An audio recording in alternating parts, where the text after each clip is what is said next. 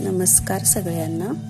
परमात्म्याचा शोध या विषयावर आज मी बोलणार आहे. परमात्मा जो आणि ज्याला प्रसन्न करण्यासाठी आज प्रत्येक जण धडपड करते.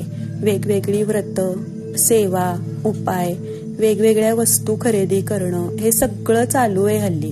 खरं सांगू का, ही सेवा, ही भक्ती कशासाठी आहे तर ते एक माध्यम आहे त्या परमात्म्याच्या जवळ पोचण्याचं. आणि परमात्मा कुठं आहे तर तो आपल्याच आत आहे. अनेक ग्रंथांमध्ये त्याचा उल्लेख आलाय.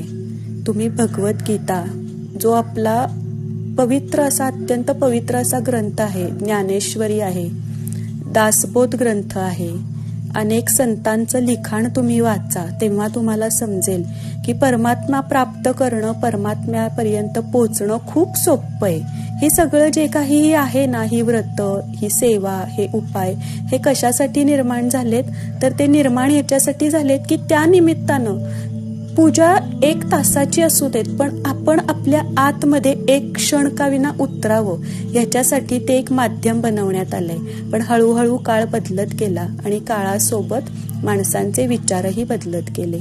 आज आत उतरणं बाजूला राहिलं आणि खूप सजावट, खूप असं म्हणजे अवडंबर माजवण्याचं खूप खूप खूप सुरू झालंय. पण आपल्याला, तुम्ही बालाजीला जाता, 4 तास 10 तास लाईन मध्ये उभं राहता.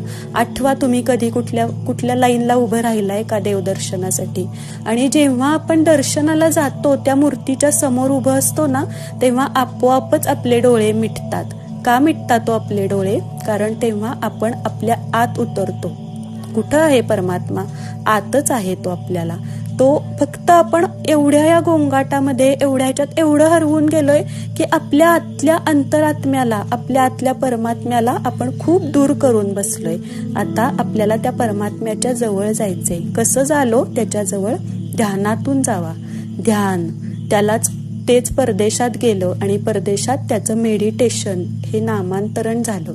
ध्यान कुठून आलंय हो? हे ध्यान आपलंच आहे. आपल्या भारताचं सगळ्यात मोठं काही जर असेल तर ते ध्यान आहे. प्रत्येकानं दिवसातनं थोडा वेळ का विना, भले तुम्ही पूजा करताना का विना, आतमध्ये उतरा. आतमध्ये, स्वतःच्याच आतमध्ये उतरा.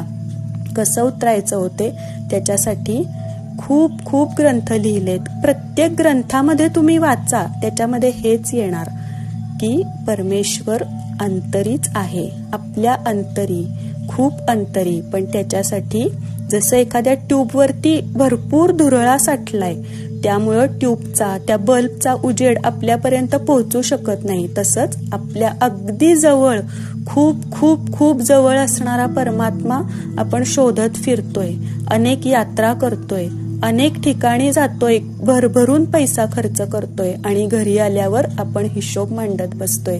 एवढा खर्च झाला, तेवढा खर्च झाला.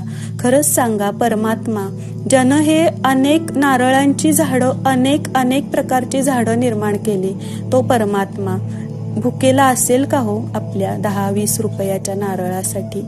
विचार करा, ध्यान करा. प्रत्येकानं रोज स्वतःच्या अंतरी उतरा, ध्यान करा. आणि ध्यानासाठी अनेक चॅनल्स आहेत ज्याद्वारे तुम्ही ध्यान शिकू शकता. आणि आपलं प्रत्येक आयुष्यातलं संकट हे ध्यानामुळं मिटू शकतं. आज थोडंसं बोलावं वाटलं, बोलले.